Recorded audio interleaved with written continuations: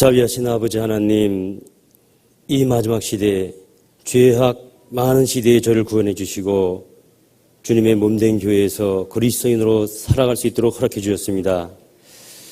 저에게 맡기신 귀한 자녀들, 이 죄악된 세상에서 실로 양육하기가 매우 어려운 때인 줄 저희가 압니다. 더욱 주님께 지혜를 구하고 주님의 교훈을 찾습니다.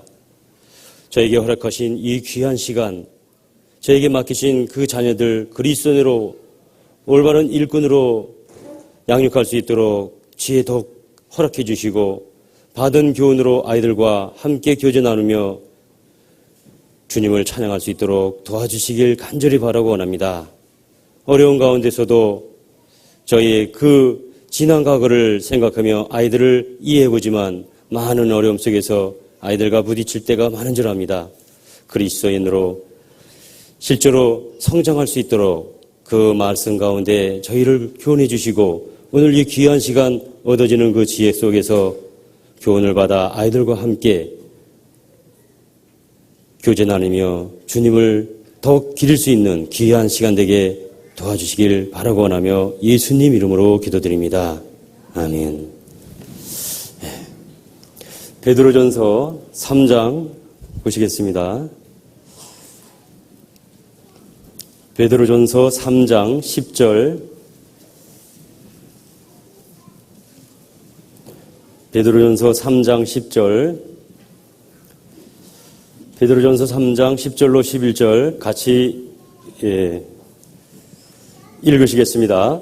그러므로 생명을 사랑하고 좋은 날 보기를 원하는 자는 혀를 금하여 악한 말을 그치며 그 입술로 교율을 말하지 말고 악에서 떠나 선을 행하고 화평을 구하여 이를 쫓으라. 또 기간이 벌써 지나서 세 번째 학부모학교 시간이 됐습니다. 사실 그 두 번에 걸쳐서 있었던 학부모학교를 통해서 자녀 양육에 대한 이론은 다 말씀드렸습니다. 그래서 오늘은 공감에 대한, 그래서 그 이론을 실천하기 위한 그 공감에 대해서 오늘과 내일 시간을 가지려고 합니다.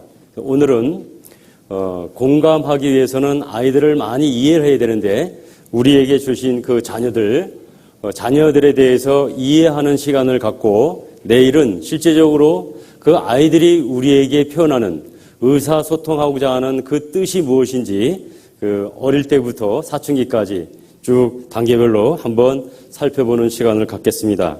그래서 실제적으로 우리는 우리의 어떤 그 판단 아래서 아이들을 교육해갖고 그 교육하는 것 가운데서 특별한 어떤 그 양육됨 없이 교육받은 거 없이 아이들에 대해서 그냥 느끼는 대로 우리가 교육해온 것이 사실입니다. 그래서 주로 잔소리가 많았고 어떤 습관을 고치려고 하는 그런 비난성 그리고 판단하는 그 말을 주로 많이 해왔습니다. 이제는 그것으로 인해서 아이들이 변화될 수 없다는 것을 잘 아시게 됐을 거라고 생각합니다. 그래서 우리가 조금 더 말을 아끼고 아이들의 심정을 이해하면서 그 아이들과 공감하는 것 가운데서 함께 문제를 풀어나가는 것이 훨씬 효과가 있다. 라는 이제 말씀을 드리고 싶은 겁니다. 그래서 오늘과 내일은 그 실천을 위해서 그 능력, 그 변화될 수 있는 가장 효과적인 것, 그것은 공감이라고 하는 그 공감에 대해서 좀 말씀드리려고 합니다. 공감을 그 사전에서 찾아봤더니 남의 기쁨과 슬픔에 대하여 자기도 같은 감정을 가짐. 이제 이렇게 되어 있습니다. 그래서 이제 공감이라고 하는 그 자체가 우리가 이제 아이들과 대화할 때 아이들이 먼저 얘기하면 내 스스로 나의 오늘의 어떤 그 환경 때문에 피곤함 때문에 아이들의 대화를 호응해주지 못한 경우가 많잖아요. 그런데 그렇게 해서 아이들의 어떤 그 결과와 그 아이들을 좀 힘들지만 피곤하지만 아이들과 대화를 하면서 호응해주면서 그 나타난 결과하고는 너무나도 차이가 많이 나기 때문에 우리는 이 대화법을 통해서 자녀들을 양육하고 싶은 겁니다. 어릴 때에는 윽박 찔러서 됐지만 커서는 점점 그것이 안 되는 것을 우리는 경험하잖아요. 그래서 처음에 제가 이제 만원 사례, 만원 버스의 그 예를 들어서 말씀을 드렸었는데 그 만원 버스에서 발이 밟힌 겁니다. 그럼 두 종류의 사람들이 있는 거죠. 그 밟힌 사람이 눈은 돛담을 하냐고 화를 내는 경우가 있고 어떤 분은 죄송해하는 밟은 사람이 죄송해하는 그 사람을 배려하는 마음에 흔들리는 만원 버스인데요 뭐 하고 너그럽게 이렇게 얘기하는 분이 있습니다. 그래서 그렇게 두 가지 경우에 내가 죄송한 마음으로 말을 했는데 그쪽에서 화를 내면 내가 정말 내 자신이 잘못됐다고 뉘우치느냐는 얘기예요.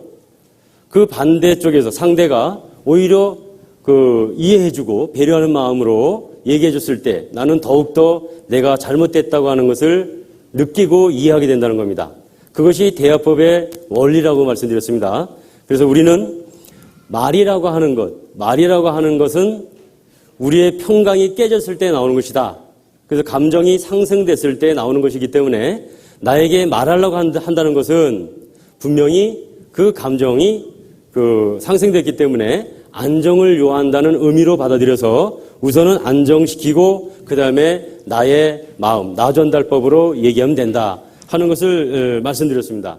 그래서 이 공감 자체가 굉장한 아이들의 변화된 삶을 이끌 수가 있는데 문제는 우리가 공감하는 데까지가 문제라는 거예요. 공감을 하기 위해서는 많은 아이들을 이해해야 되는데 아이들이 막 떼를 쓸 때 떼 쓰는 것만 우리 눈에 보이지 그 이면에 그 아이가 떼를 쓰게 된 원인과 그리고 떼를 통해서 나와 소통하고자 하는 의사소통, 그 표현하고자 하는 것이 무엇인지 우리는 읽을 수가 없는 겁니다. 그래서 이제 오늘과 내일을 공부하고 그 아이들 이면에 있는 의사소통하고자 하는 아이들이 표현하고자 하는 그 대화가 뭔지 그것을 알아봤으면 좋겠습니다. 그래서 때만 보던 우리 눈으로 그 때 뒤에 있는 아이들의 대화하려고 하는 표현이 뭔지 그것을 발견하기를 바라는 겁니다. 그래서 이 아이들에게는 엄청난 잠재력을 갖고 아이들이 태어나는데 지난 시간에는 잠재력을 개발하자라는 말씀으로 드렸잖아요. 오늘 진도는 공감의 능력인데 공감의 능력을 발휘하려면 먼저 우리 아이들에 대해서 잘 알아야 되겠죠. 그래서 어릴 때부터 한번 보겠습니다. 이 아이들은 우리가 생각하는 것 이상의 무한한 잠재력을 갖고 태어나는 것이 분명합니다. 요즘 최근에 계속해서 밝혀지는 것들인데 아주 무지 상태에서 태어났다고 생각했는데 그래서 교육을 통해서 우리는 하나하나 배워간다라고 생각했는데 그렇지 않다는 거예요. 유전인자 이런 것들이 계속 밝혀지면서 아이들은 원래부터 과학적인 그 재능을 갖고 태어났다라고 하는 것이 이제 밝혀집니다. 그것을 먼저 보겠습니다. 7과 10달 사이에 아기에겐 우주의 탄생에 버금가는 엄청난 창조가 이루어진다. 그 창조 속엔 아인슈타인이나 뉴턴과 같은 과학의 영역도 어김없이 포함되어 있다. 세상에 첫 울음을 던지는 바로 그 순간 아기는 이미 과학자로 태어나는 것이다.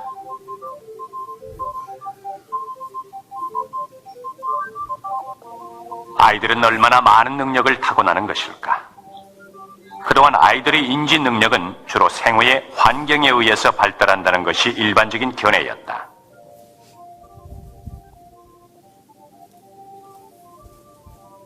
하지만 최근엔 아이들이 백지 상태로 태어나는 것이 아니라는 이론들이 새로이 주목을 받고 있다. 아이들은 출생 당시 이미 엄청난 인지 능력을 가지고 태어난다는 것이다.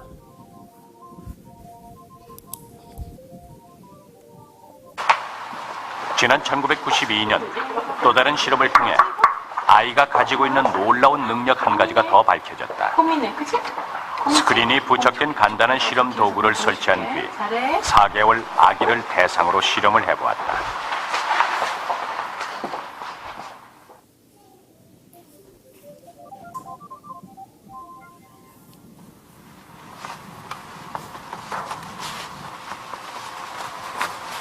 우선 아기가 지켜보는 가운데 인형 한 개를 스크린 위에 올려놓는다.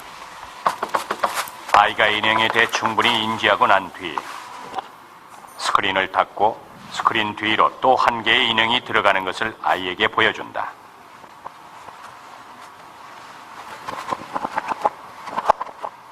그리고 아이가 볼 수 없도록 스크린 뒤에서 한 개를 몰래 빼낸다.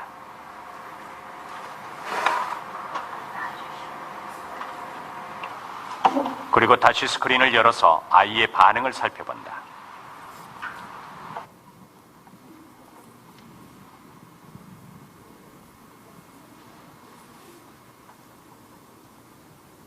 먼저 인형 한 개에 한 개를 추가한 후 스크린을 내렸을 때 두 개가 있는 경우 아이의 반응을 보자.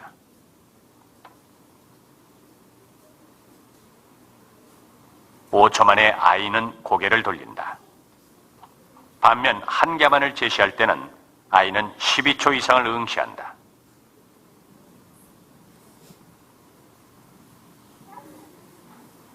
일부러 덧셈에서 수학적 오류를 발생시킨 실험을 하면 아기는 놀라워한다.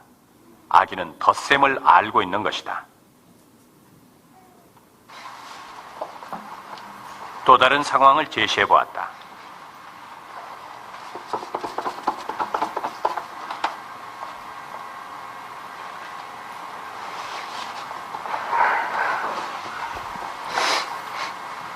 인형 한 개를 제시하고 또 다른 한 개를 추가한 후 스크린을 닫았다.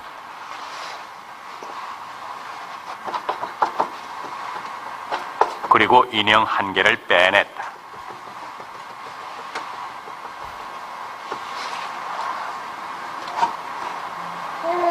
다시 몰래 한 개를 더 넣어서 한 개여야 할 인형이 두 개로 늘어났을 때에도 아이는 놀란 표정으로 3배나 오랫동안 인형을 지켜보았다.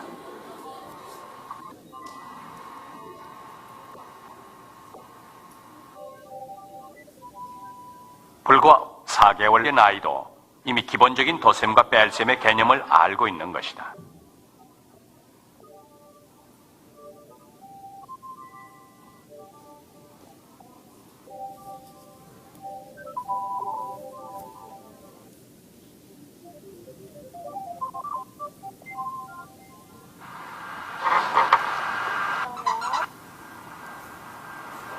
(3 개월 된 아이의 사물에 대한 또 다른 인지 능력을 알아보는 실험을 했다. 고양이 2마리의 사진을 붙인 스크린을 올려 아이가 잘 볼 수 있도록 한다. 잘 보네요. 대현이 정말 바쁘네.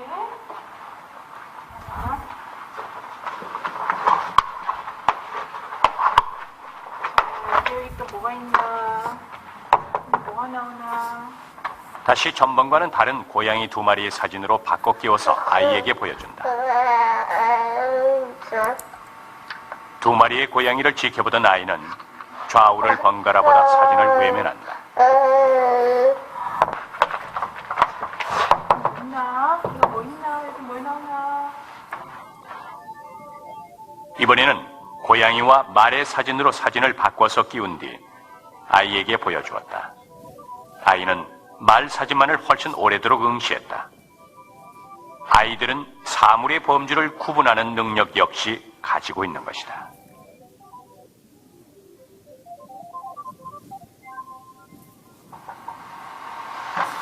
같은 방법으로 5개월 된 아이의 중력 개념을 알고 있는지 알아보기 위한 실험을 했다. 오렌지색 공을 떨어뜨린 뒤 아이의 반응을 지켜보는 것이다.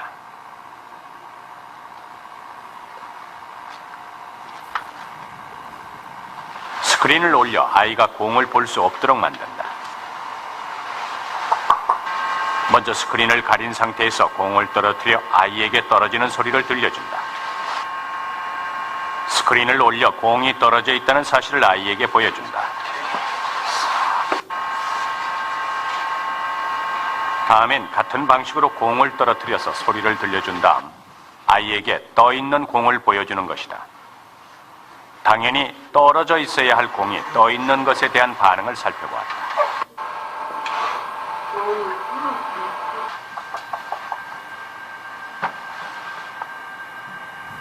먼저 공을 떨어뜨리고 떨어진 공을 보여주었다.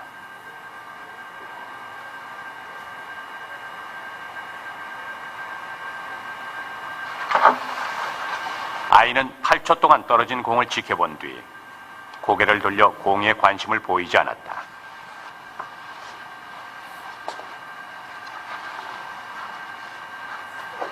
하지만 공을 떨어뜨린 뒤 떠있는 공을 보여주자 아이는 무려 20초 동안이나 꼼짝하지 않고 떠있는 공을 지켜보았다.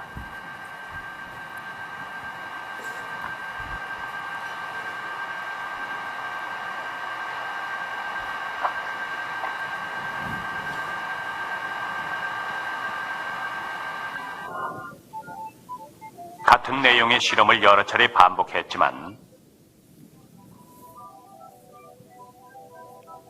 떠있는 공에 대한 아이의 반응은 한결같았다. 아이들은 이미 중력에 대한 개념을 아는 상태로 태어나는 것이다. 그래서 실제적으로 이렇게 과학자 기질을 갖고 벌써 그 능력을 갖고 태어났는데 그 아이들이 그 갖고 있는 타고난 능력을 우리가 얼만큼 발휘해 주느냐는 거예요. 그리고 우리가 세상의 교육을 많이 받고 있지만 그 세상의 교육이 이 가지고 있는 잠재력을 키워주는 교육인가? 제가 이제 어렵게 말씀드렸지만 교육 이데올로기 말씀드렸잖아요. 그 교육 이데올로기라고 하는 것은 결국 2%를 위해서 98%가 희생당하고 소외당하는 겁니다. 거기에 우리가 우리 아이들까지도 힘을어가고 같이 휩쓸리게 하는 겁니다. 그런 그 속에서 실제적으로 우리가 얘기하고자 하는 그런 것은 하나님이 이미 우리에게 부어준 많은 재능들, 그것들이 굉장히 많이 있는데 단편적인 이 세상에 살아가기 위한 그 교육 때문에 그 교육 가지고 아이들을 평가하는 바람에 아이들이 타고난 잠재력을 마음껏 발휘 못하는 그런 것이 많다는 거예요. 여기 이제 보면은 브리테니커 대형 백과사전이라고 했는데 이거 1700년대에 만들어진 거라는데 230년의 역사를 갖고 있는 이 대형 백과사전, 최근 연구에 의하면은 우리 뇌가 브리테니커 대형 백과사전을 암기할 수 있고 40개의 외국어를 유창하게 얘기할 수 있고요. 수십 개의 대학 필수 과정을 다 마칠 수 있는 능력을 갖고 있답니다. 우리 잘 알고 있는 것처럼 그 엄청난 뇌의 능력 중에 몇 %만 활용하고 있는 거죠? 몇 %만 사용한다고 들었습니까? 그 엄청난 능력의 뇌 중에 10%밖에 사용하지 못하는 겁니다. 이유는 열등의식을 성장하면서 말입니다. 성장하면서 열등의식을 갖고 죄책감을 갖고 부정적인 어떤 의식 구조 때문에 그 능력을 다 발휘 못하고 10%밖에 발휘 못한다는 거예요. 조금만 10%를 조금 능가하면 우리는 초능력자라고 하는데 실제로는 그렇게 초월된 건 아니라는 거예요. 먼저 번까지 제가 부탁드린 것은 이 잠재력을 개발하기 위해서는 그 아이들의 그 안에 있는 심성 같은 것을 우리가 많이 이해해 줘야 되는데 우선은 우리 가족에 대해서 기대하는 가족관이 있다고 그랬죠. 아이들은 다른 데서는 비록 부족하고 못난 소리를 듣더라도 집에서는 항상 왕자며 공주이길 바라는 거예요. 내가 바깥에서 맨날 아이들한테 왕따 당하고 제대로 할 줄 모르는 거예요. 자기가 스스로 생각해도 할 수 있는 게 별로 없어요. 그런데 집에만 오면 내 새끼가 최고라고 하는 거예요. 그렇게 집에서 어떤 위로가 된다면 이 아이는 안정 속에서 바깥에서 아무리 어떤 소리를 듣더라도 그 안정이 깨지지 않는 가운데 자기 잠재력을 키워갑니다.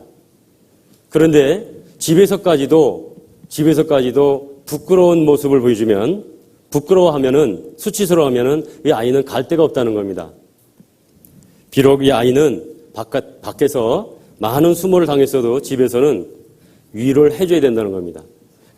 우리는 그것이 그렇게 안 됐었던 거죠.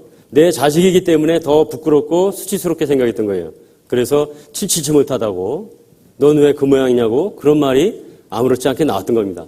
근데 그때 그 아이는 가족이라고 하는 테두리 속에서 부모가 나한테 해주는 그 기대하는 말은 남들과 다른 것을 원했던 거예요.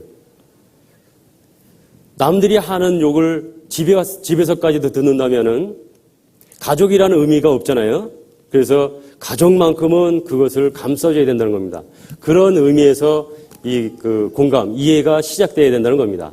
그리고 또 한 가지 부탁드린 것이 그 감정코치법 또는 이 말씀드린 그 대화의 원리를 100% 다 성공해야지만 되느냐? 그렇지 않다고 말씀드렸습니다. 가트맨 박사도 감정코치법을 얘기하면서 30 내지 40%만 성공하면 훌륭한 가정이라는 거예요. 10번 시도해가지고 3번 내지 4번만 성공하면 훌륭한 거라는 겁니다. 그리고 반드시 내가 대화할 때 100% 성공해야지만 된다. 이런 부담감은 없는 게 좋다는 거예요. 한두 번의 성공만 가져도 충분합니다. 저도 도저히 이것이 안 된다고 생각했어요. 뭐 승질부터 나는데 그것이 쉽게 되겠느냐는 거예요. 그런데 제가 참고 그 사랑을 표현했을 때 그 상대방, 아이들이 기뻐하고 행복해하는 모습을 보면서 제가 더 뿌듯해지는 거예요. 그래서 이건 안 되겠구나. 내가 정말 바뀌고 그런 속에서 저 아이가 대화해야지. 정말 나는 성경에 있는 말처럼 내 유익을 위해서 내가 아이들을 막 판단하고 내 마음대로 교육했구나. 하나님은 우리의 유익을 위해서 징계하는데 그 생각을 했던 거예요. 정말 우리도 하나님의 사랑처럼 그 아이의 유익을 위해서 아이의 입장에서 그 교육하는 것이 마땅하다고 생각합니다. 그래서 이제 그러기 위해서는 감정과 거짓말 그 말씀드렸었죠. 많은 감정이 있는데 우리가 생각하는 좋은 감정만 감정이라 생각하고 나쁜 감정이라는 내가 판단해서 나쁜 감정이라는 것은 아예 표현조차 하지 못하게 했던 겁니다. 화를 낸다, 짜증낸다, 어디 엄마, 아빠 앞에서 그렇게 얘기했던 거예요. 그런데 그 표현의 방법이 틀렸던 것이지 그 표현은 건강하게 표현하는 방법을 일러주고 그 표현을 마음껏 바르게 했을 때 그 아이는 모든 감정이 소중하다는 것을 배우고 그 감정의 그 장점들을 갖게 됩니다. 그런데 우리가 생각해서 나쁜 감정이라는 걸 아예 표현도 하지 못하게 했기 때문에 그 아이들은 그 감정을 나쁜 감정이라고 생각하는 것을 표현함으로써 얻어지는 것을 얻지 못했던 거예요. 우리는 좋은 감정, 그저 기뻐하고 즐거워하고 항상 순종하는 모습에 그런 모습들만 원했던 겁니다. 그래서 그 감정도 모든 감정은 다 소중한 것이다. 그것을 통해서 장점을 얻게끔 해주는 것이 좋은 것이다. 라고 말씀드렸고요. 특히나 이제 아이들이 굉장히 혼란하는 것이 이제 거짓말이었죠. 이 거짓말은 우리가 의도적으로 한 것이 더 많았다는 거예요. 뻔히 알면서도 물어보잖아요. 뻔히 알면서도. 먼저 얘가 뭐였었죠? 무슨 장난감이었죠? 어떤 장난감이 망가진 걸 봤어요. 이 포크레인이라고 합시다. 포크레인이 망가진 걸 봤어요. 아빠가 사준 지 얼마 안 됐는데 벌써 망가졌거든요. 속상하죠? 그러니까 아이한테 가서 그런 겁니다. 너 포크레인 어디 있냐? 이 아이 다른 얘기 하겠죠? 글쎄요, 어디 있겠죠, 뭐. 어디 있는데, 뭐 창고에 있겠죠, 뭐. 가져와봐. 아빠가 한번 보고 싶으니까. 누가 빌려갔어요? 이제 뭐 곤란하니까 더 거짓말을 해야 되겠죠. 너 왜 거짓말 하니? 아빠가 제일 싫어하는 게 뭔지 알아? 거짓말 하는 거야. 유도한 건 아빠인데 또 거짓말 하는 걸 제일 싫어한다고 얘기하니까 더 혼란스러운 겁니다. 가장 좋은 거는 그 심정을 이해해 주면 좋은 거예요. 참 네가 그 포크레인 사줬을 때 굉장히 좋아했는데 벌써 망가졌더구나. 아빠가 네 좋아하는 모습 보면서 그 망가진 걸 보니까 되게 안타깝더라. 라고 얘기하면 아이가 왜 거짓말을 하겠냐는 거예요. 우리가 굳이 거짓말하게 할 필요가 없는데 우리는 대화에 있어서 아이들을 그렇게 몰아간 적이 많았다는 겁니다. 처음부터 그런 것이 없게 했으면 굳이 거짓말할 필요도 없고 곤란할 때마다 이제 성장하면서 사춘기가 돼서 사실대로 말하면 곤란한 경우가 많습니다. 그럴 때는 아무렇지 않게 거짓말하게 된다는 거예요. 처음부터 어릴 때부터 올바로 거짓말하게 의도적으로 하지 않게 했더라면 아이는 성장에도 거짓말 없이 솔직하게 부모하고 얘기했을 거라는 겁니다. 그래서 그런 감정이라든가 아이들 교육하는 데 있어서 대화에 있어서 거짓말을 유도하는 어떤 그런 것은 우리가 이제부터는 금해야 된다 하는 말씀을 드리고 싶습니다. 그리고 잠재력 때문에 이제 좀 더 말씀드릴 건데 이걸 통해서 이제 아이들을 더 이제 이해할 수 있을 거라 생각합니다. 우리의 어떤 교육 그 자체가 어떤 뭐랄까요? 공부의 어떤 중요성을 제가 이제 배제시키고 얘기하는 것은 이제 아닙니다. 제가 말씀드리는 것은 학교에서 분명히 공부하고 그 세상의 지식을 배우고 있는데 우리가 그 나머지 시간마저도 전부 다 그쪽으로 돌리고 있다. 그쪽에 이제 시간을 다 할애시키는데 문제가 있다고 생각하는 겁니다.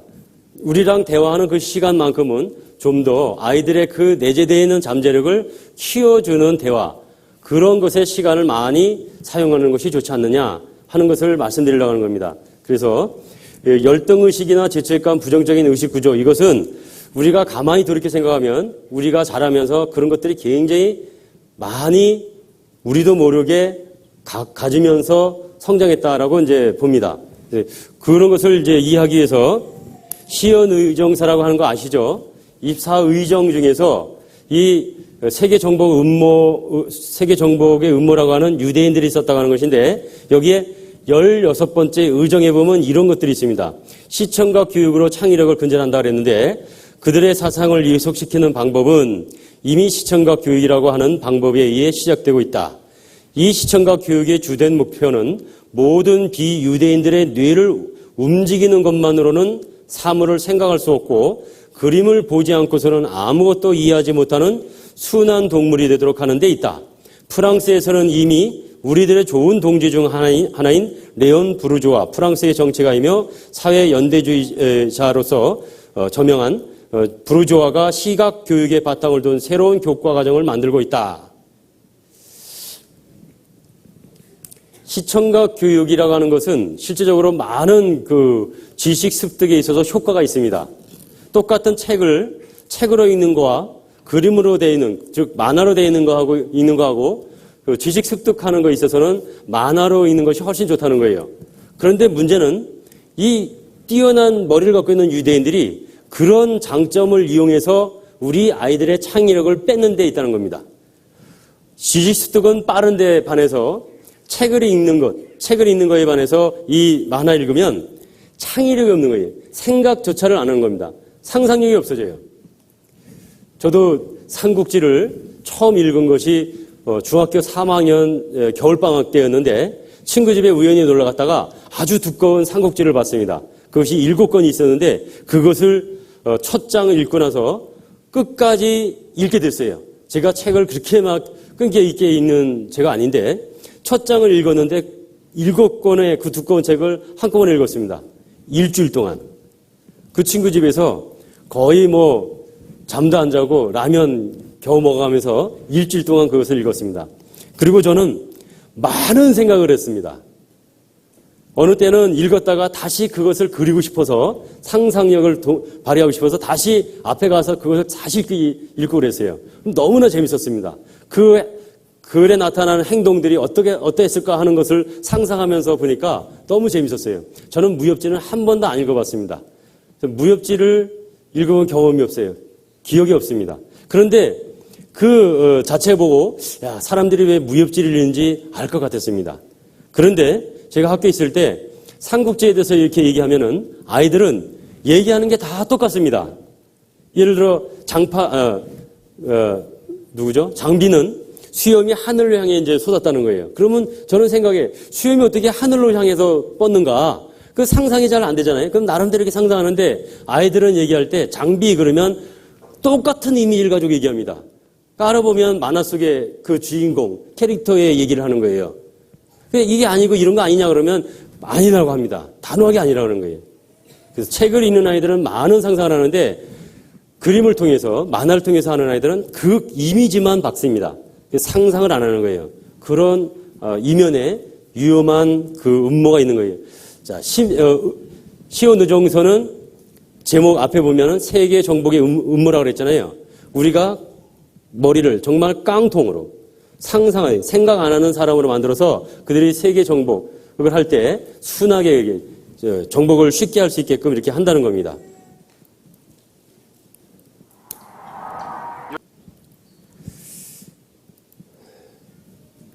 여기 이제 시온의정서에 보면요, 이런 말이 있는데, 목적은 수단을 정당화한다. 우리들의 계획을 성공시키기 위해서는 선이라든가 도덕 같은 것에 구애받을 필요가 없다. 이렇게 되어 있고요.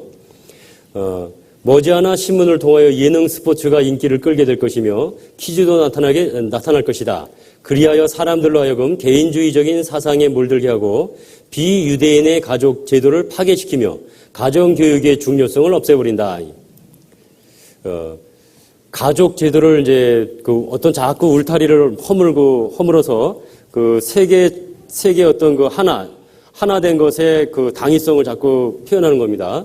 우리는 비유대인의 청소년들에게 거짓된 원리와 원칙을 가르침으로써 그들의 거짓되고 우둔하며 퇴폐적이고도 부패한 존재로 만들어버렸다. 모든 것은 유대인이 관여하는 것이 없습니다. 그래서 실제적으로도 교육에 대한 것도 사실은 그렇게 지금 물들어가고 있는 겁니다. 이스라엘의 왕이 유럽이 바치는 왕관을 그 신성한 머리 위에 쓰게 될 때 그는 전 세계 통치자가 된다라고 했는데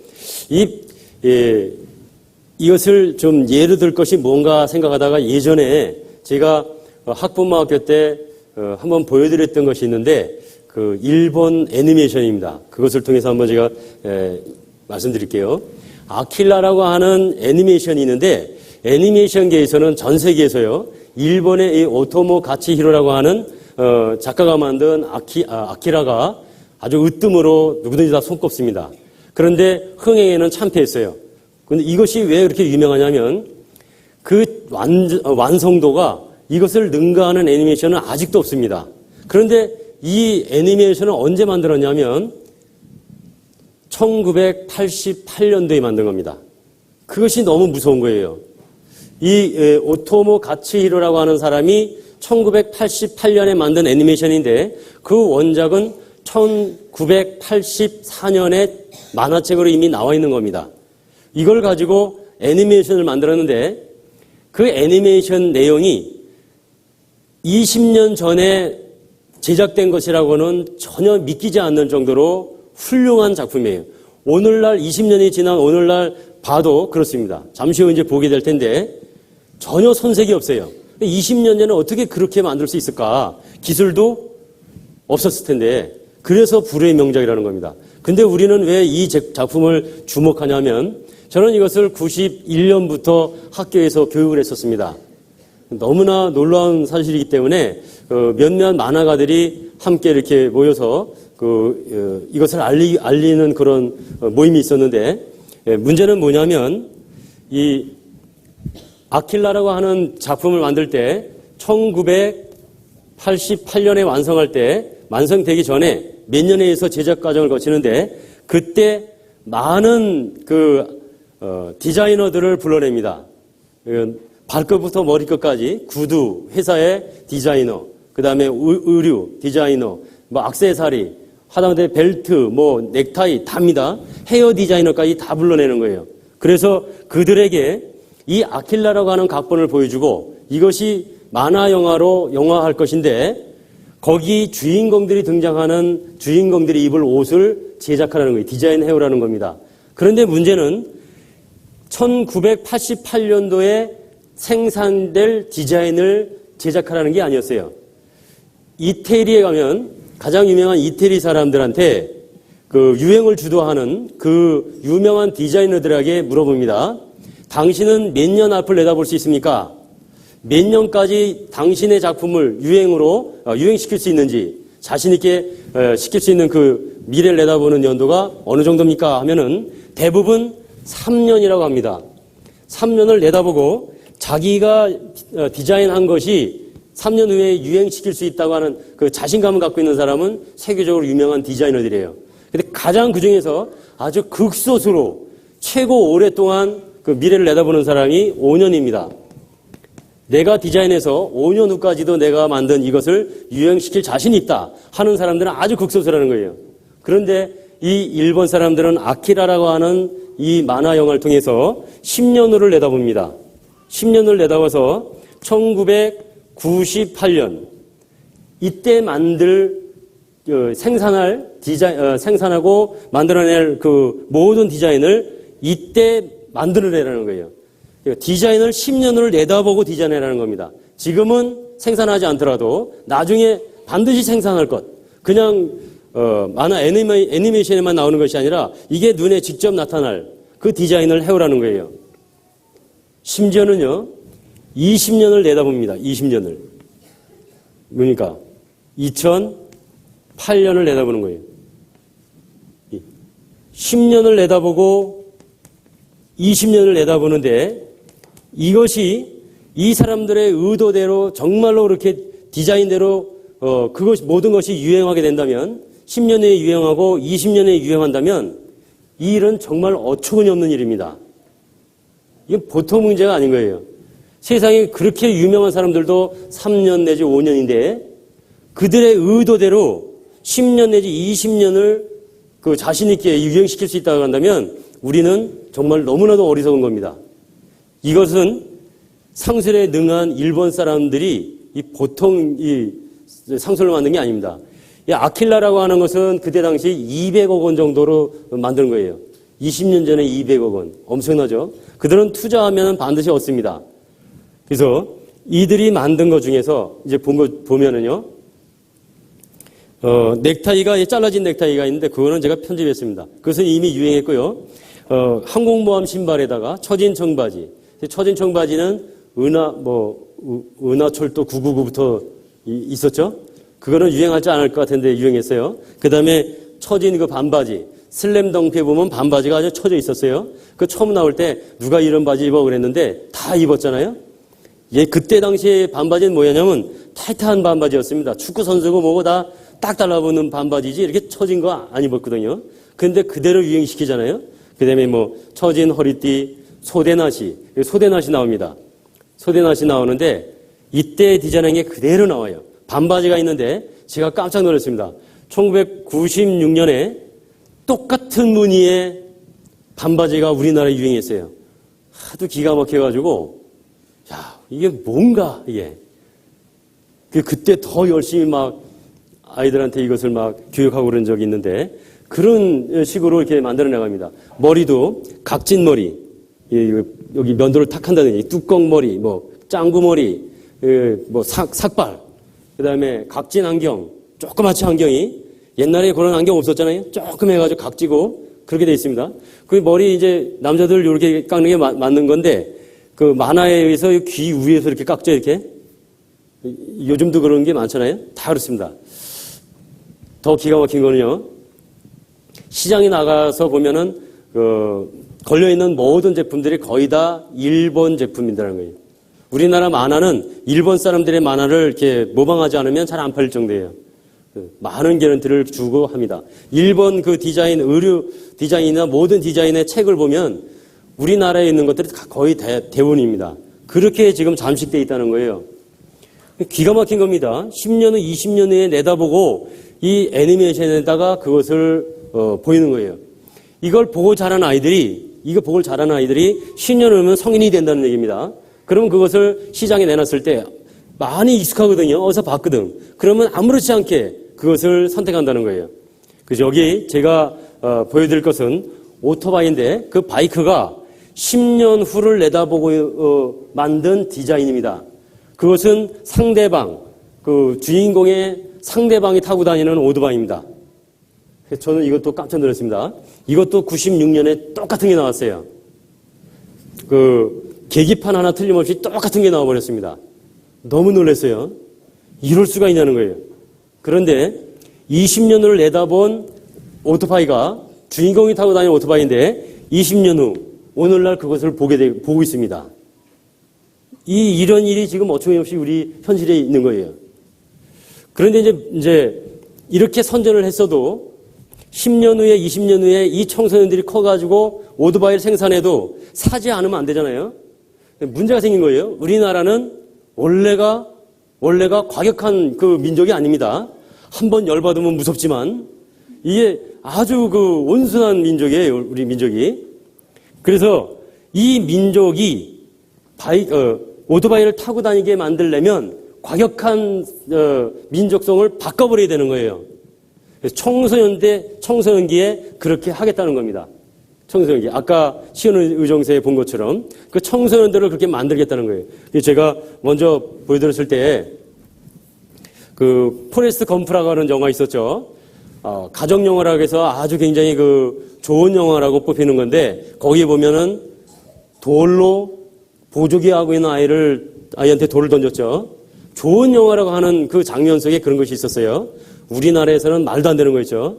그런데 우리 어릴 때의 정서와 다르게 자라는 아이들은 그런 거를 보고 자랐다는 겁니다.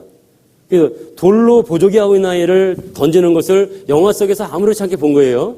너희 놈 왜 그래? 그 아이는 이해를 못한다는 거예요. 죄의식이 없거든. 그런 걸 보고 자랐는데 저 어른은 왜 나한테 뭐라 그러는지 모르겠는 거예요. 쟤는 당할 만하니까 당한다고 생각하는 겁니다. 우리 정서는 아닌데 아이들은 그런 거예요. 그걸 어떻게 이해하느냐는 거예요. 우리들의 문제입니다. 그 결과가 지금 나오는 거예요. 그래서 어떤 면에서는 우리가 아이들을 더 많이 이해해야 될 필요성이 있다 하는 거 우리가 인식해야 됩니다. 그래서 여기에 보면은 상대방이 그 모자를 쓰고 있는데 하이바죠. 하이바 쓰고 있는데 독일군 철모 같은 하이바예요. 그래서 제가 이거 볼 때만 해도 다 유행할지 몰라도 저 하이바만큼은 유행하지 않겠다. 그랬는데 벌써 유행이 끝났어요. 철가방들이 다 쓰고 다니죠. 기가 막힌 거예요. 기가 막힌 거예요. 이렇게 우리가 놀아나고 있습니다. 예. 그게 꼭 일본 사람들의 어떤 그 두뇌 속에서만 나왔을까요? 그렇지 않다는 거예요. 우리 아이들이 지금 보고 있는 많은 것들이 그런 것들인데 단편을 제가 말씀드리는 겁니다. 그거 한번 동영상 보시겠습니다. 처음부터 이 오토바이에 대한 성능을 이게 선전합니다. アンチロックブレーキと12000回転の200馬力乗りたいか鉄夫よし行くぞ 20년 전에 만든 俺用に改良し 애니메이션인데 たバイクだ 이게 2008년에 나온 오토바이입니다. そんなのに乗ってる方が気が知れねえぜ乗れるさ欲しけりゃなお前もでかいのぶんどりな 이게 그 독일군 철모 같은 하이바였잖아요. 이 친구가 입고 있는 옷은 지금도 유행하고 있습니다. 겨울 되면 아이들이 교복 안에다가 이걸 입고 저 모자만 입고 있는 소대나 씨가 이제는 익숙하잖아요. 그전에는 좀 뭐랄까요. 선정적이었는데. 그리고 반바지도 무늬가 똑같은 것이 이미 유행했다는 거예요. 너무 기가 막힌데 이런 것이 어떻게 우리 그 만화에 있는 것이 우리 대한민국의 그 거리를 활보하는 디자인이 됐는가. 그것이 굉장히 놀라웠던 겁니다. 보면요. 오토바이들을 이제 보면은 이렇게 이제 발전해 옵니다. 발전해 보는데 이렇게 이때부터 이제 똑같아집니다. 상대방이 타고 다니는 오토바이랑 똑같아지는 거예요. 그전에는 이런 디자인은 상상을 못 했습니다. 똑같아지고요. 그러다가 여기까지 그 상대편이 타고 다니는 거고요. 이제부터는 주인공이 타고 다니는 오토바이인데요. 주인공이 타고 다니는 오토바이도 이제는 거의 비슷해졌습니다.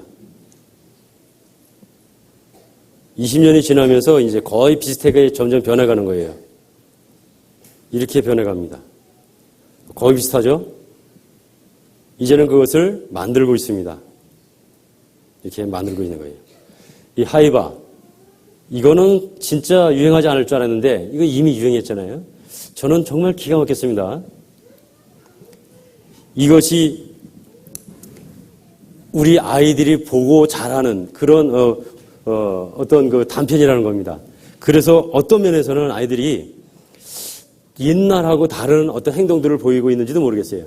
20년 전에 이은 애니메이션인데 요즘의 게임은 어떻게 했냐는 거예요. 굉장합니다. 그리고 정말 그 재미는 쉽게 어른들도 빠져들어갈 수 있을 정도로 재미있는 거예요. 그 PC 게임하지 말아라 이 말이 아이들한테는 잘 먹히지 않는 이유도 거기에 있습니다. 그렇게 아이들을 유혹하기 쉬운 것들이 너무 많다는 거예요. 그런데 이 일본 사람들이 이 식민지 쫓겨갈 때 저희 그 어르신들이 항상 하신 말씀이 이제 좀 기억에 남는데 일본 사람들이 쫓겨가면서 항상 한 말이 있답니다. 반드시 너희들을 다시 식민지로 만들겠다. 그렇게 하면서 갔다는 겁니다. 그런데 그것도 아주 그 년들을 무시했다는 거예요. 50년 후에는 너희들을 식민지로 다시 만들겠다. 그런데 실제로 문화 식민지로 만들어가고 있는 것은 사실입니다. 그런 부분에 있어서 우리가 알게 모르게 그런 부분이 굉장히 물들고 있다는 겁니다. 그래서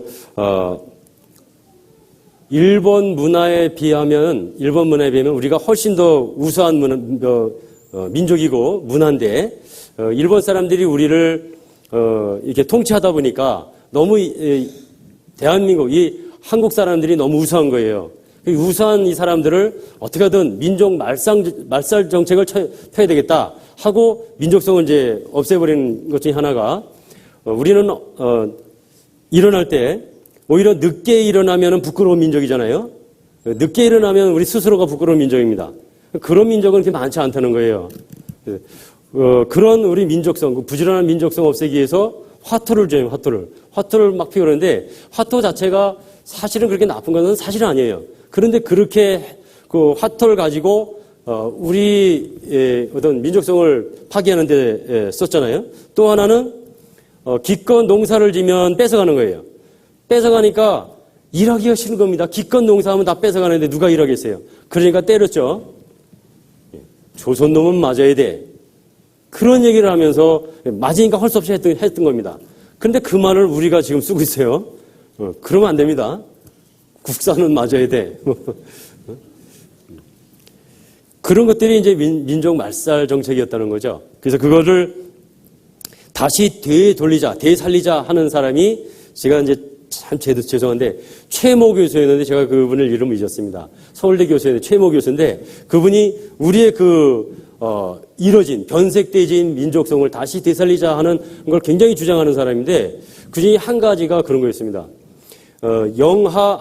영상 30도 되는 데서 일하는 사우디아라비아 같은 데서 중동에서 일하는 근로자들을 영하 30도 되는 시베리아가에서 벌목공으로 일을 하게 하면은 60도의 차이잖아요.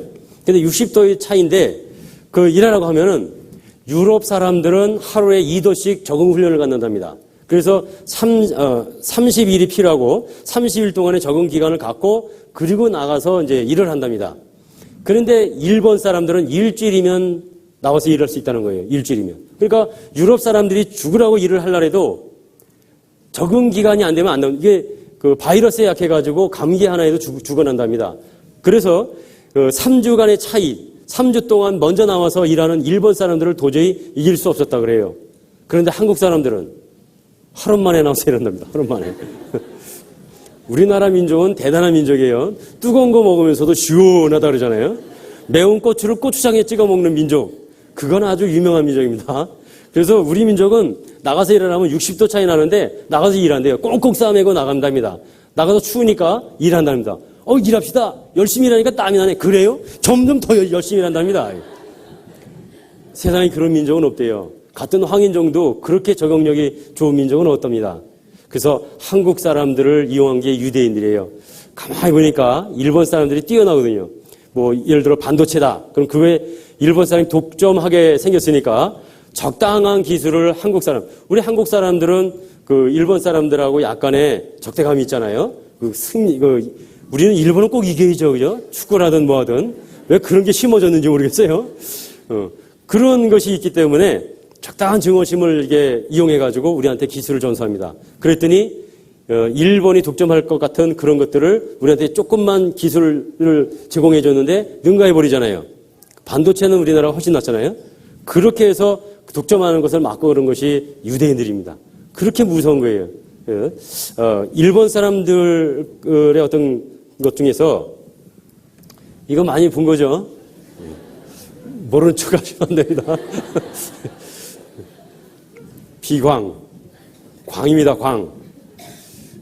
춘천에는 광판이라는 데가 있어요, 홍천에. 광 팔아서 아이들 교육시켰대요. 이 비광을 보면은 여기에 담겨진 그 의미가 굉장히 좋은 의미입니다. 우리나라로 치면은 한석봉 얘기랑 똑같아요. 한선비가 공부하러 간 겁니다. 공부하러 가서 열심히 이제 공부하다가 공부하는데도 불구하고 자기가 스스로가 나는 능력이 없다라고 생각한 거예요.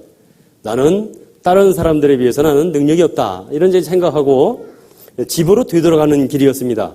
집으로 되돌아가는데 비가 오는 거죠. 비가 오는 장면이잖아요. 비가 오는데 한 두꺼비가 버드나무 이파리가 쭉 비에 늘어졌는데 두꺼비가 그 버드나무 이파리에 올라가고 펄쩍 뜁니다.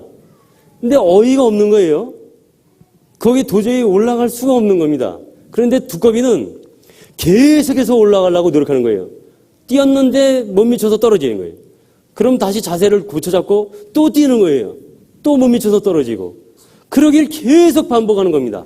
언제까지 그렇게 하나 했더니 끝까지 그러는 거예요. 그걸 보고 이 선비가 다시 되돌아가서 공부했다는 겁니다. 이런 미물도 불가능할 것 같은 것에 계속해서 도전하고 굽을 줄 모르는 불굴의 의지를 이렇게 의지로 뛰어 올라가려고 하는데 나는 뭔가 하는 생각에 뒤돌아가서 열심히 공부했다는 겁니다. 일본 사람들의 직업관이라고 하는 것은 대단하잖아요. 우리가 그거는 배울 만한 겁니다. 누가 보거나 안 보거나 자기의 그 직업관은 대단한 거예요. 그래서 그런 좋은 그런 것도 있는데 그런 아무리 좋은 어떤 거라도 민족을 말살시키려고 하는 어떤 정책에는 나쁘게 다 도용된 겁니다.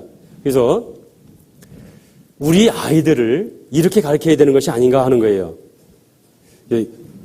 이 사람처럼 자기의 어떤 안에 있는 어떤 그런 잠재력, 그런 것을 잘 생각하면, 자기의 강점을 잘 생각하면, 비록 어느 부분은 다른 사람보다 능력이 없더라도 성공할 수 있는 것들이 누구에게나 다 있다는 거예요.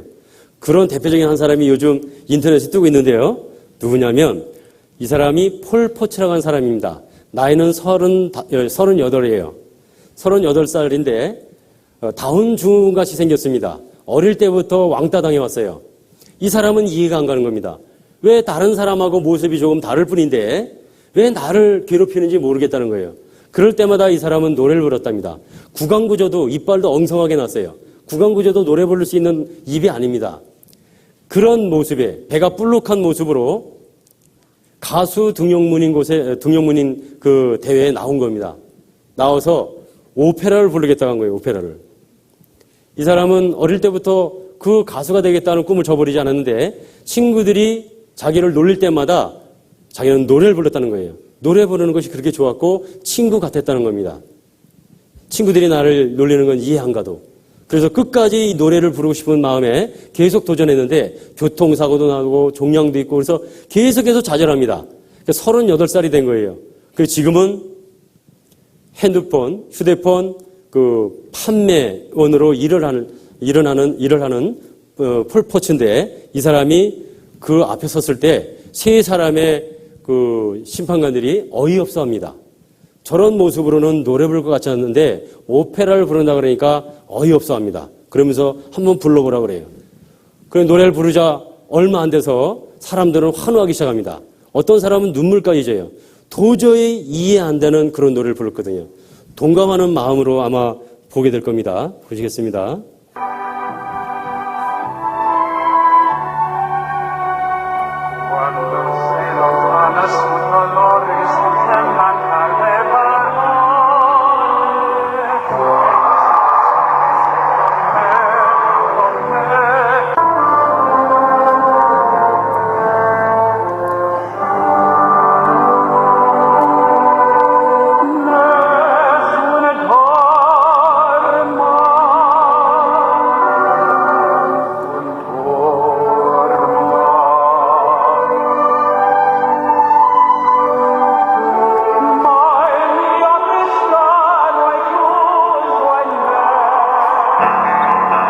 Contestant, the world of showbiz seems a million miles away.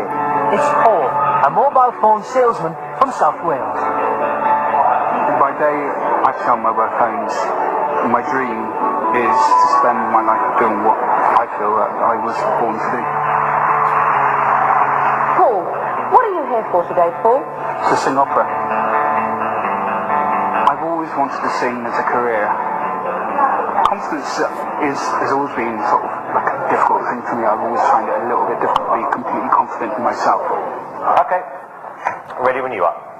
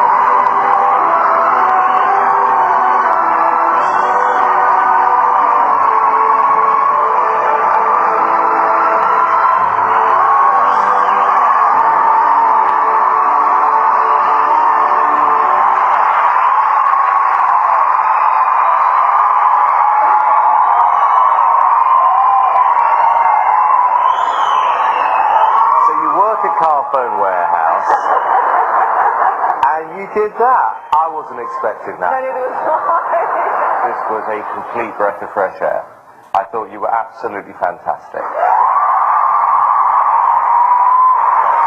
You have an incredible voice. I think if you keep singing like that, you are going to be one of the favourites to win this whole competition. I think that we've got a case of a little lump of coal here that is going to turn into a diamond. Okay. Moment of truth, young man. Here's. Absolutely yes. Amanda. Yes. Paul, you are through to the next round.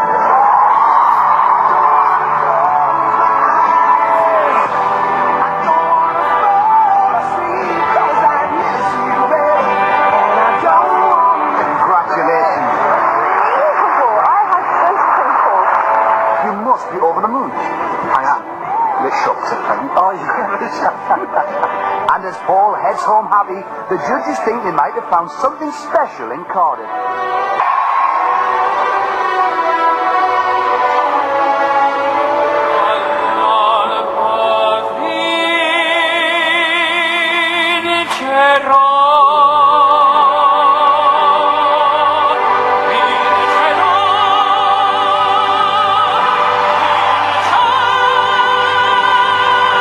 Dreams do come true.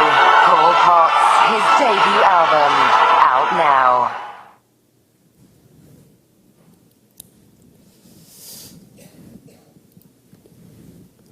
얼마 전에 이제 이 사람이 중결승, 결승을 못 올라가서 1등을 해서 판을 냈습니다. 그래서 얼마 전에 70만 장이 팔렸다고 들었는데 지금은 뭐 엄청나게 많이 팔렸겠죠. 원 드림 원 찬스 그러잖아요. 한 번 기회로 한 번의 그 꿈을 이룬 그 폴포츠를 요즘 그 인터넷 보면 굉장히 많이 나오고 있습니다. 우리가 그 아킬라라는 그런 것을 이제 생각해서 보면, 비교해서 보면 우리가 아이들을 어떻게 키워야 될 것인가 좀 생각을 많이 하셔야 될 것 같습니다.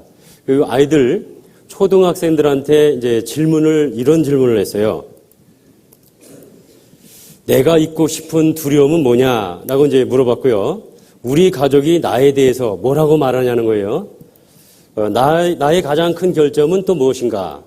언젠가 나는 이제 포부가 이제 어떻게 얘기할 건가 하는 건데 여기에 대한 답이 어떤 거였겠냐는 거예요.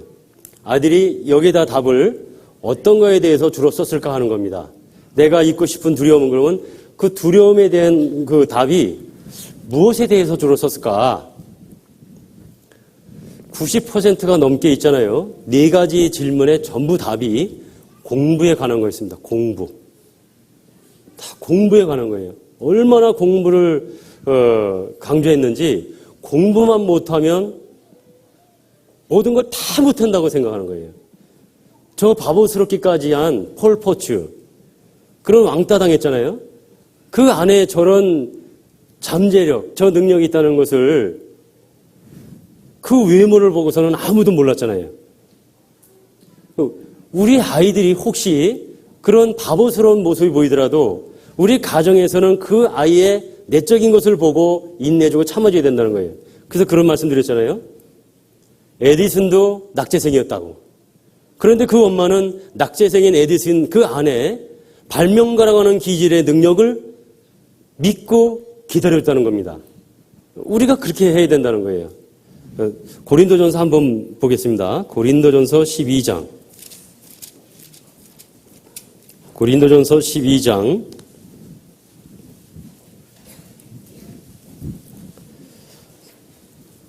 고린도전서 12장 2절. 같이 읽으시겠습니다. 너희도 알거니와 너희가 이방인으로 있을 때에 말 못하는 우상에게로 끄는 그대로 끌려갔느니라.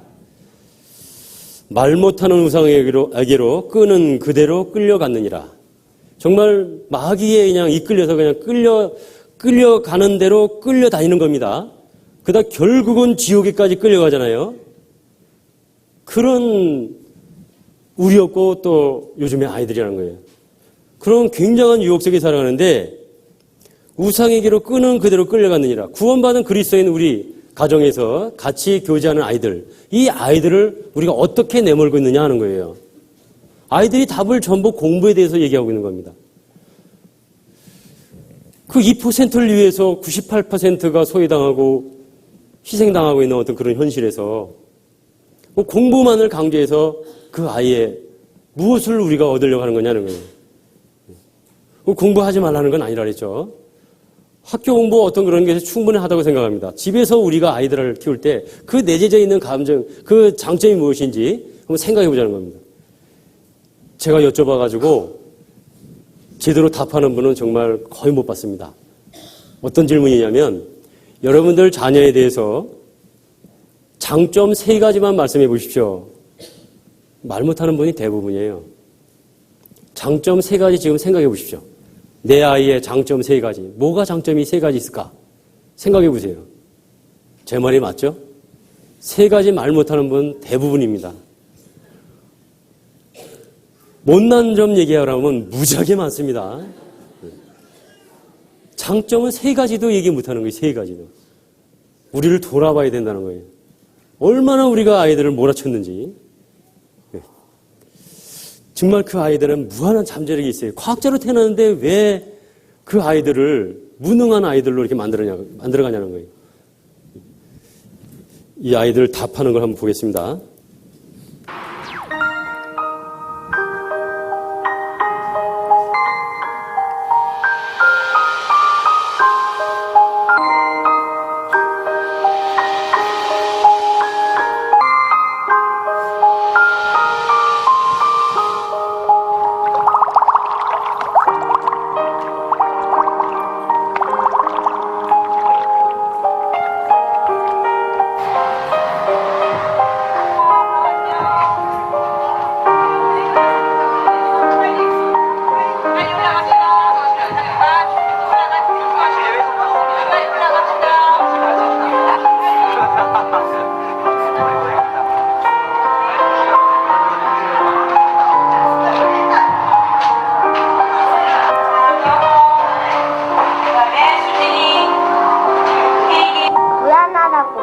불안해? 왜 불안해? 나요, 좀 위태위태하니까. 기운이 없구나.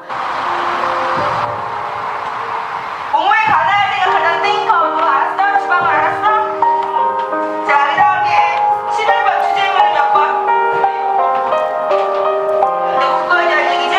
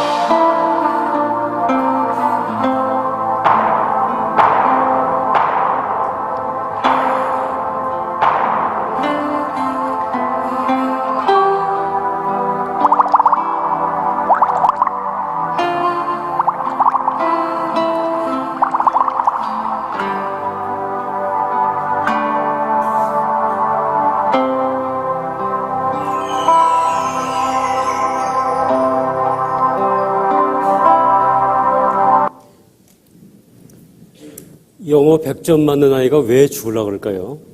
수학 한두 개 틀린다고 죽으려고 그러는 겁니다. 엄마가 불쌍해서 못 죽겠다는 거예요. 엄마 실망시키는 것이 그 나이에는 제일 큰 거라고 생각했던 거예요. 부담이 많이 되고 하지만. 근데 맨 마지막에 그 물고기, 나는 물고기처럼 날고 싶다 그랬잖아요. 그 전에 그 도벽꾼에 의해서 죽은 아이는 도저히 죽을 수 없는 위치에서 죽은 겁니다. 문 손잡이에 도복끈을 매가지고 자기 목을 벤 거예요. 보통 경험은 아니겠죠. 꼭 죽고 싶은 아이겠죠. 그만큼 부담되는 어떤 그런 것을 도복끈을 가지고 문고리에다가 자기 목을 매서 죽은 아이예요. 그런데 실제로 죽은 아이 유서에 나와 있는 그것이 이렇게 돼 있어요. 물고기처럼, 나도 물고기처럼 날고 싶다는 겁니다. 어느 날 물고기를 봤는데, 어항 속에 있는 물고기를 봤는데, 그 안에 있는 물고기와 자기를 비교했을 때, 자기는 바깥에 풀려나와 있고, 물고기는 어항 속에 살고 있는데, 마치 내가 묶여 있는 것 같다는 거예요. 반대 같다는 겁니다. 그래서 이 물고기처럼 날고 싶다는 거예요. 자유롭게. 그런 유서가 있었다는 겁니다. 우리가 어디로 아이들을 인도해 가야 될지,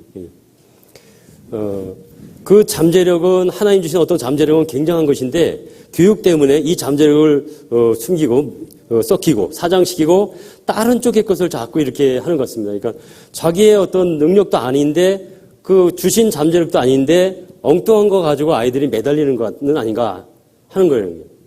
그래서 이 동영상도 한번 보시겠습니다. 행복이라고 하는 건 돈 벌고 출세하면 자동으로 따라오는 거라고 우리는 그렇게 생각을 하는 경향이 있거든요.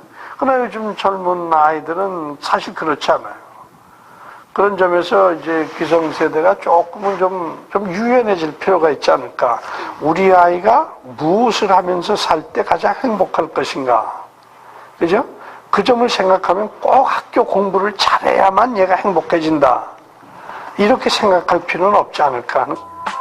우리가 12년 동안 보내는 학교는 사회와 닮아 있다.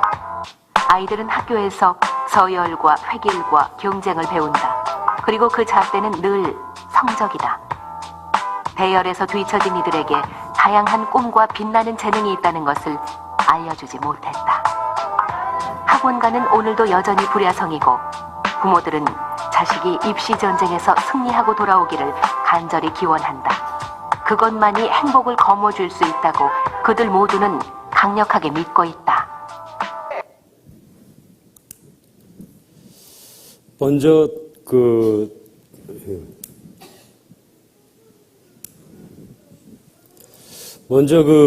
동물농장 아시죠? 교육 이데올로기 할 때 동물농장 말씀드릴 때 독수리 아시죠? 독수리는 문제아였습니다. 높은 나무를 올라가는데 자기의 그 활공 능력, 그 뛰어난 활공 능력으로 이렇게 날아 올라가기를 원하는데 교육 과정에는 반드시 나무를 발로 밟고 이제 기어 올라가야 되는 거예요. 그러니까 발로 막 하고 올라가려니까 날개를 하도 퍼덕거려가지고 문제아 취급받았잖아요. 그런 것처럼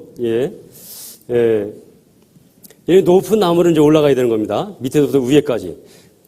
그럼 이렇게 멋있게 날 수 있는 독수리인데 이 기가 막힌 그 능력을 갖고 있는데 자기 능력을 발휘해가지고 저렇게 멀리 이렇게 날아 올라가면 좋을 텐데 굳이 이렇게 발로 밟고 올라가라는 거예요. 퍼덕거리면서.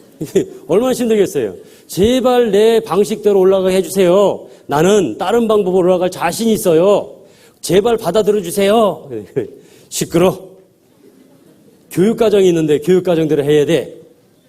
네 마음대로 하면은 어떻게 다스릴 수 있냐는 거예요. 그러니까 그냥 찌그러져 있어야 돼.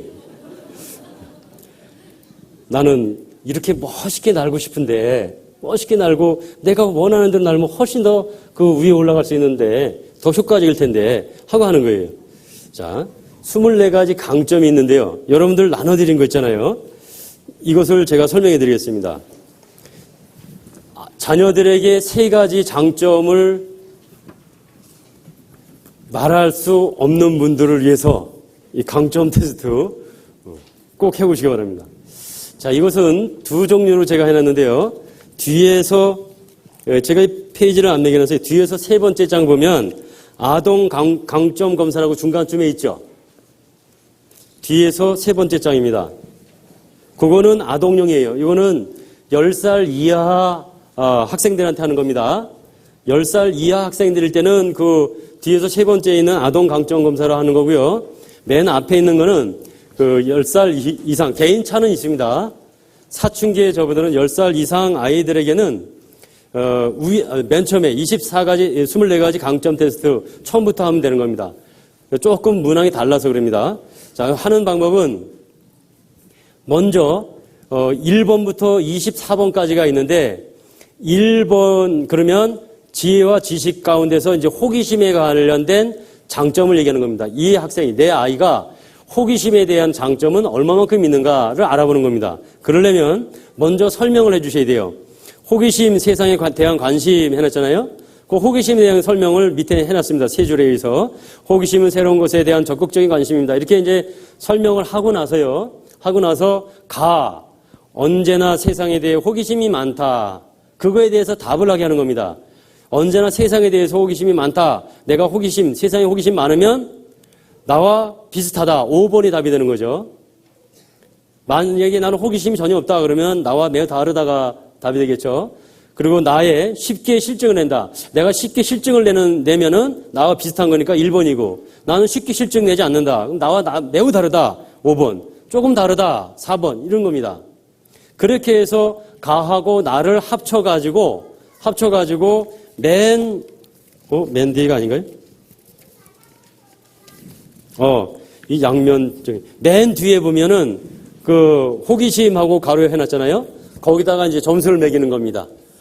처음에 건 5점, 두 번째 건 4점이면 9점이겠죠? 9점 이렇게 해가지고 써놓는 겁니다. 그렇게 24가지를 다 하시는 거예요. 그리고 아동 강점 검사는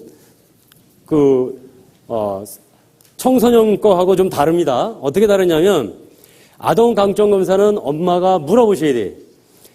이 청소년들 거는 자기 설명만 해주고 자기가 하라 그러고 아동은 이게 설명하면서 하나하나 아이들하고 같이 하셔야 됩니다. 하나하나 얘기를 해줘야 돼요. 그리고 아이가 답을 할 수 있게끔 하는 겁니다.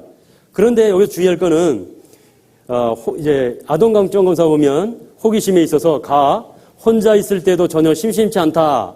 심심하지 않으면 나와 매우 비슷하다. 난 혼자 있을 때 심심하다. 그럼 나와 다른 거죠. 1번 하는 거예요. 그런데 4번 알고 싶은 것이 있을 때는 대부분의 내 또래 아이들보다 책이나 컴퓨터를 더 열심히 찾아본다. 알고 싶으면 어떤 방법으로든 찾아본다는 거예요. 그럼 나와 매우 비슷하다는 5번입니다. 요거는 아동 강점 검사는 가와 나의 그 답하는 문항이 똑같아요. 청소년은 다르죠. 반대죠. 못 찾으셨나요? 그 문장 답하는 게 다른데 아동은 똑같습니다. 아동은. 그것만 주의하시면 돼요. 그래서 어떻게 평가하는 거냐면요. 그래가지고 그 뒤에 이제 점수를 매겼잖아요. 매겼으면 밑에 9에서 10점이면 최고 강점인 거예요. 내 아이가 다른 아이들에게 없는 장점을 갖고 있는 거예요. 그게 강점이에요. 그리고 4점, 5점 이하, 4점에서 6점 정도는 약점입니다. 그런 것들이 만약에 그냥 무시해도 될 거는 괜찮은데 우리 아이에게 약점이 사회생활하는 데서 꼭 필요한 것이라고 한다면 그 약점을 인정하시고 그 약점된 것을 끌어올려 주셔야 되는 겁니다. 자, 여기에서 우리가 주의할 거는 생각해야 될 것은 강점은 재능하고 달라요. 재능이라고 하는 것은 체육에 관련된 거라든가 음악에 관련된 거, 미술 이런 재능하고는 다른 겁니다. 재능은 타고나는 거라서 타고난 사람이 띠움을 잘 띠는 사람이 타고난 재능을 갖고 있습니다. 그 사람에게 띠는 방법을 가르쳐 주는 거예요. 엉덩이 들고 어떻게 했다가 띠는 거 이런 방법을 가르쳐 주면 재능이 조금만 개발될 뿐이지 한계가 있는 겁니다.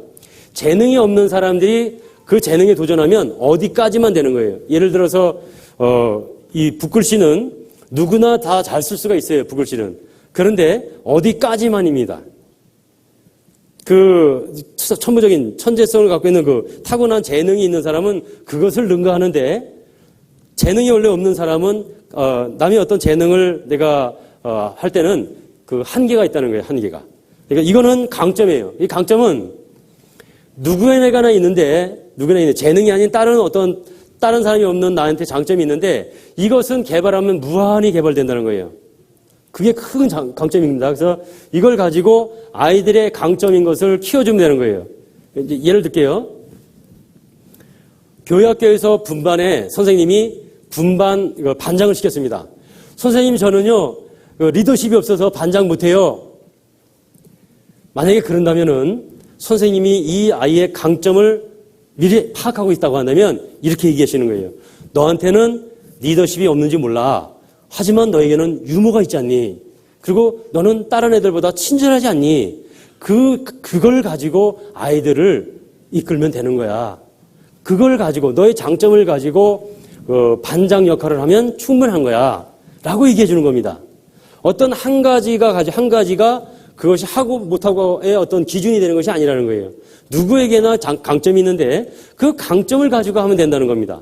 그렇게 하셔야 되는 거예요. 그래야 아이가 자꾸 그 강점을 개발합니다. 이런 리더십은 없는데 내가 이 장점을 가지고 했더니 너무 좋은 거예요. 아이들이 기뻐하고. 그럼 그걸 자꾸 개발하고 자기도 즐거워합니다. 그러면서 사회화되는 데서 굉장한 도움을 받는다는 거예요. 이제 이 강점은 아이들과 같이 하면서 시간을 두고 또 한번 해보고 하면은 많이 바뀌는 것을 보게 됩니다. 그래서 강점을 많이 가지면 좋겠죠. 넌 성실하니까 계속 성실하게 해. 그걸 자꾸 격려하고 칭찬하면 이 아이는 의수되면서 그 강점을 자꾸 개발하려고 합니다. 세 가지 장점도 대답하기 곤란했던 저희들 정말 이런 것을 아이들한테 찾아내시고 그것을 개발해주면 좋습니다. 이것은 왜 그러냐면은 아까 과학자로 탄생한 아이들이 어떠한 세상적인 교육 때문에 그것을 일단은 제쳐두고 세상적인 교육에 쫓아가느라고 하나님 주신 그 엄청난 과학적인 그 재능들이 사장돼 있었죠. 그러나 그것은 누구에게나 지금도 있습니다. 누구에게나 지금도 있다는 거예요. 그것을 우리는 먼저 이해하고 그 아이에게 아직도 그것이 있는데 그것을 우리가 키워줘야 되겠다.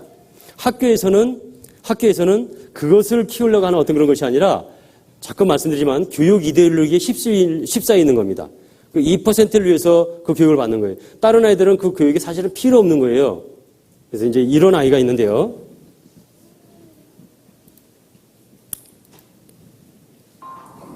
일본 도쿄 중심가. 공연을 하루 앞두고 발레 단원들의 리허설이 한창이다. 이들 사이에 2달 전 입단한 24살의 한국 청년 황형순 씨가 있다. 발레리노가 되기까지 형순 씨는 곡절 많은 학창시절을 보냈다. 꼴지에 말썽만 피우던 골치덩이 학생이었던 것이다. 선생님이 너 때문에 학교 못 다니겠다고 우르시면서, 다 남자 선생님이었거든요. 또 학교 다닐 때 한 번은 또 자꾸 이러면 퇴학시킨다고 그 퇴학 지침을 보여주더라고요. 학교 규율을요. 퇴학시키겠다고 막 안에서 막 피는 끓고 그러는데 뭐를 해야 될지 모르겠는 거예요. 공부는 또 적성에 안 맞고 시키니까 억지로 하는 것도 있었지만은 뭔가 적성에 안 맞았던 것 같아요. 내가 할 일은 뭔가 있을 것 같다는 그런 생각이 있어요. 아무도 형순 씨 안에 숨겨진 재능을 찾지 못하는 동안 순종만 강요하는 학교는 말할 수 없이 괴로운 곳이었다. 그래서 하지 말라는 행동은 일부러 더 했고 선생님들이 수없이 매를 들기도 했지만 소용이 없었다. 그러다 고등학교 2학년 때 우연히 발레를 접하면서 비로소 재기를 찾은 형순 씨는 그 후 온갖 대회를 휩쓸며 믿기지 않을 만큼 두각을 나타냈다.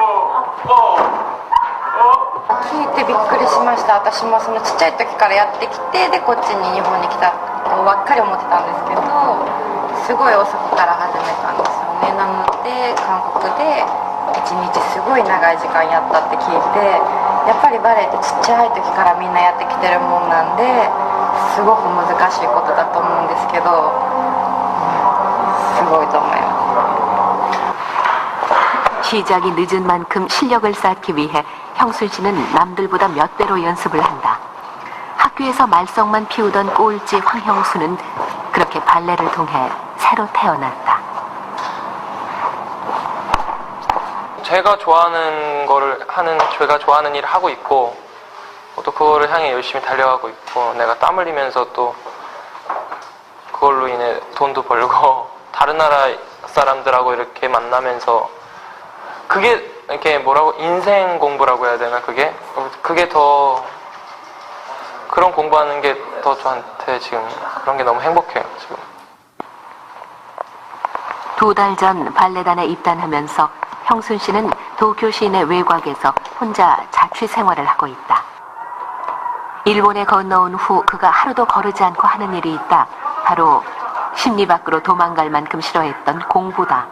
2달 사이 일본어 실력이 크게 늘었던 것도 모두 독학 덕분이다. 하루에 조금씩 한 10분이라도 꼭 이렇게 공부하고 자요. 스스로 공부를 한다는 자체에 대해서 지금은 재미가 붙어서요.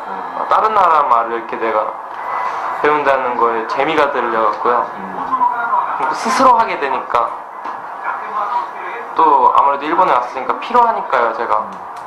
제가 이제 춤추는 데 있어서도 필요하니까 제때 뛰고도 제때 이렇게 가야 되는데 흥분해갖고 제때 그다음에 제때 무엇을 할 때 가장 행복한지 찾은 그의 머릿속에는 온통 발레에 대한 생각뿐이다. 음악만 나오면 흥분해갖고 에이! 지난 12월 중순 국내 발레단의 호두까기 인형 공연에 형순 씨가 초청돼 무대에 섰다. 그의 모습을 감격스럽게 지켜보는 한 사람. 그는 형순 씨의 학창시절 선생님이다. 학교 다닐 때 그렇게 제 속썩이고 뭐 말 안 듣는 아이가 지금 와가지고 주관이 뚜렷해졌더라고요. 내가 정말 이 길을 가가지고 열심히 해서 정말 1인자가 되겠다. 그런 걸 봤을 때 어떤 아이든지 가능성은 있다고 봐요. 학교 다닐 때 꼴찌가 평생 꼴찌는 아니다.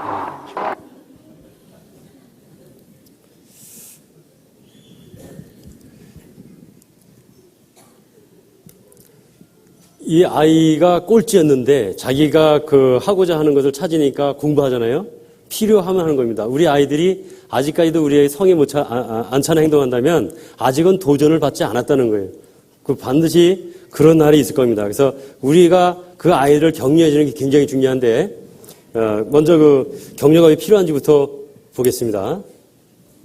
1984년 미국 LA 올림픽에서 중국 여자 선수가 다이빙에서 금메달을 딴 후 인터뷰를 했습니다.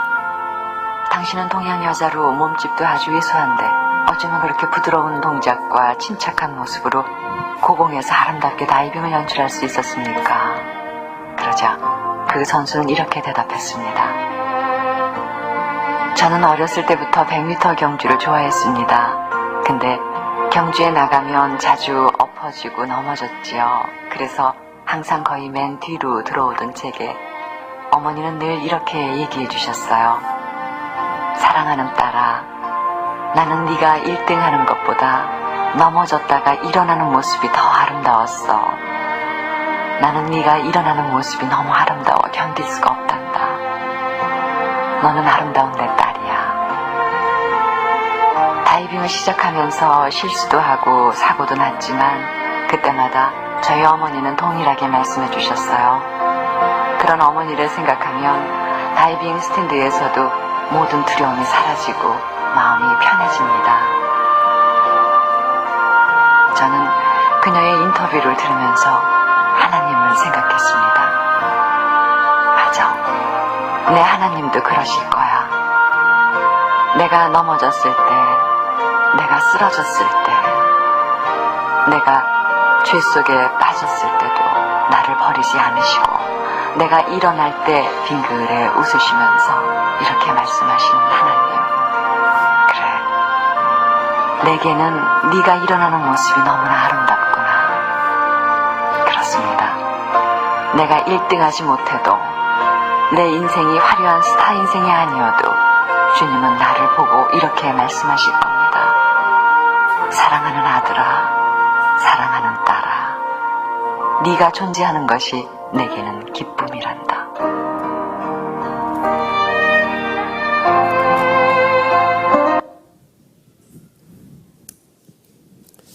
저는 잠시 자기 뜻대로 우리를 징계했지만 하나님은 우리 유익을 위해서 하잖아요.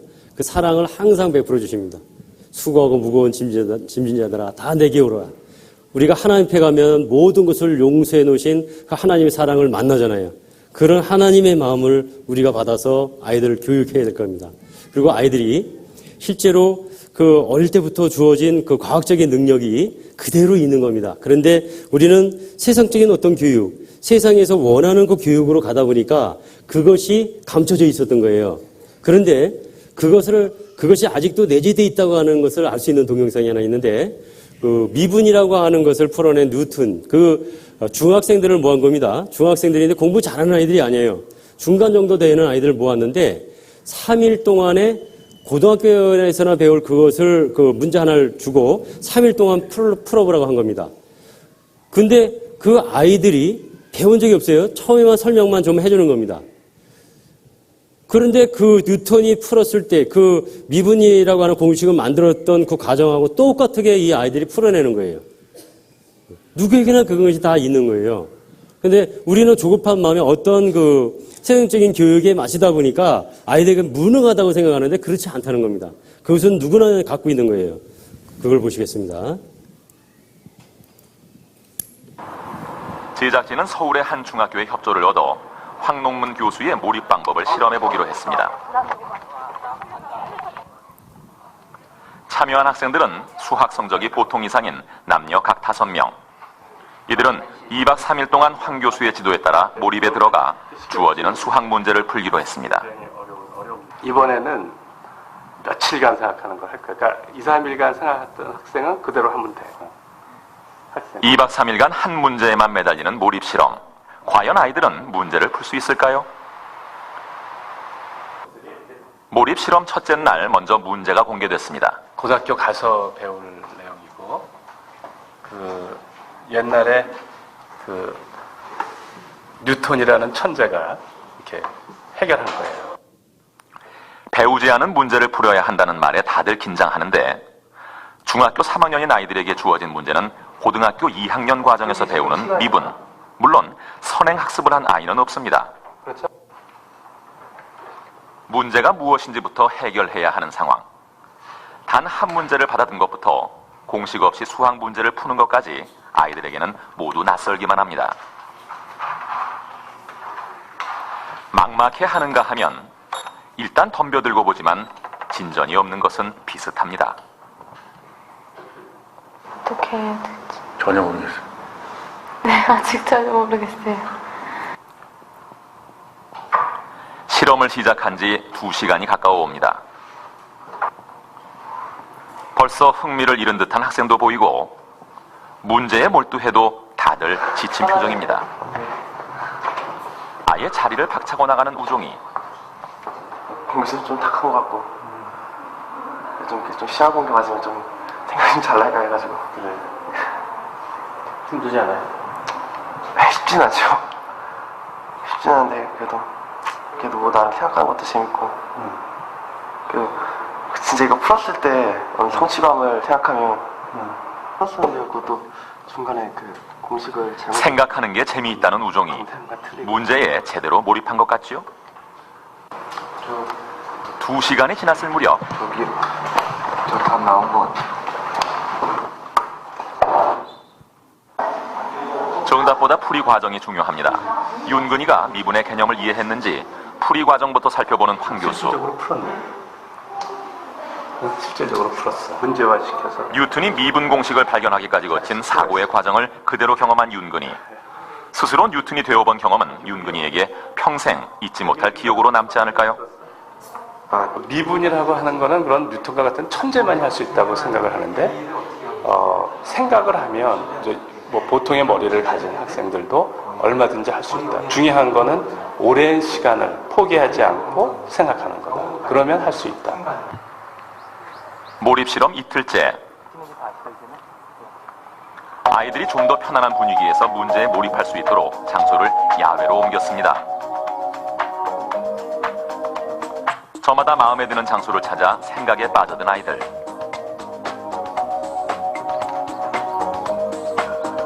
한정된 시간 안에 가능한 한 많은 문제를 풀어야 하는 교실 수업에 길들여진 아이들도 어느새 황 교수의 몰입 방법에 익숙해진 듯합니다. 플러스 A라는 점을 하나를 잡는데 이틀째 오전, 수민이가 두 번째로 문제를 풀어냈습니다. Y의 값을 구하면 그 Y는 X 윤근이와는 다른 방식으로 목적지에 도착한 수민이. 몰입 중에 우연히 떠오른 한 가지 아이디어가 문제 해결의 열쇠가 됐습니다. 계속 여러 가지 다방면으로 생각을 해보니까 떠올라서 풀게 됐는데 금세 풀려서 되게 뿌듯했어요. 실험은 예정대로 2박 3일 동안 진행됐습니다. 둘째 날까지 푼 학생은 2명. 마지막 날 보충 설명을 들은 7명의 학생들이 스스로 답을 찾아냈습니다. 생전 처음 해본 2박 3일간의 몰입 경험. 아이들은 무엇을 얻었을까요? 계속 생각하다 보니까 답은 나오게 되더라고요. 힘은 들었는데 정말 굉장히 좋은 경험이었던 것 같아요. 솔직히 배우지도 않은 거를 이렇게 스스로 계속 노력해서 풀었다는 것 자체가 정말 뿌듯해요. 초등학교 4학년 학생들을 대상으로 같은 방식의 몰입 실험을 실시했습니다. 아이들은 삼각형의 넓이와 좀 더 복잡한 도형의 넓이를 구하는 방법을 스스로 생각해내 문제를 풀었습니다.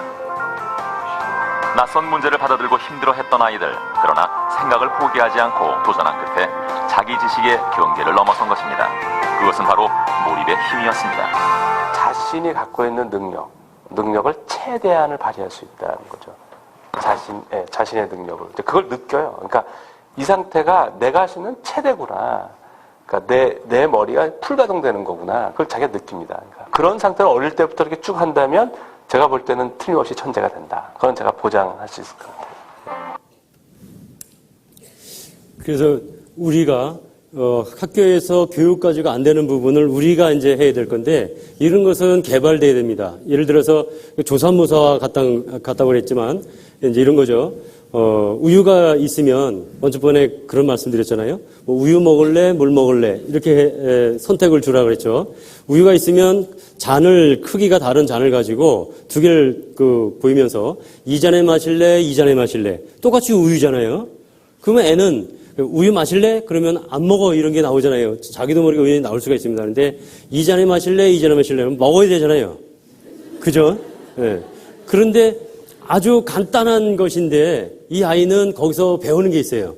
이 잔으로 마실래? 이 잔으로 마실래? 그러면 나는 명령만 받는 내가 아니라 내가 선택할 수 있는 나구나. 나의 존재 가치를 그렇게 알아가는 겁니다.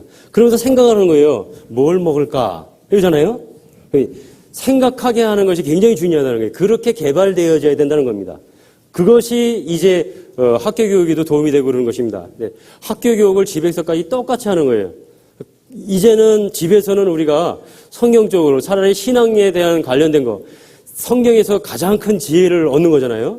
그런 것이 굉장히 좋다는 겁니다. 그런 교육을 통해서 우리가 돕는 것입니다. 그 시간에 너 뭐 수학 공식 하나 더 풀어. 이거보다 더 중요한 것이 이런 교육이라는 것을 말씀드리고 싶은 겁니다. 내일은 어릴 때부터 그 아이들이 의사소통하려고 하는 그것을 어떻게 읽고 같이 대화하고 대처해야 되는지를 좀 알아보겠습니다. 기도로 마치겠습니다. 자비하신 아버지 하나님, 실로 감사합니다. 귀한 시간 주님 함께 하셨음을 저희가 믿습니다. 그 느끼는 대로 교훈해 주신 주님, 그 교훈받은 대로 아이들과 함께 교제 나누고 양육하는 것 가운데서 주님의 그 지혜가 묻어나올 수 있도록 도와주시기 원합니다. 아이들 실로 그리스도인으로 온전히 양육할 수 있도록 더욱 지혜 주시길 바라고 원하며 예수님 이름으로 기도드립니다.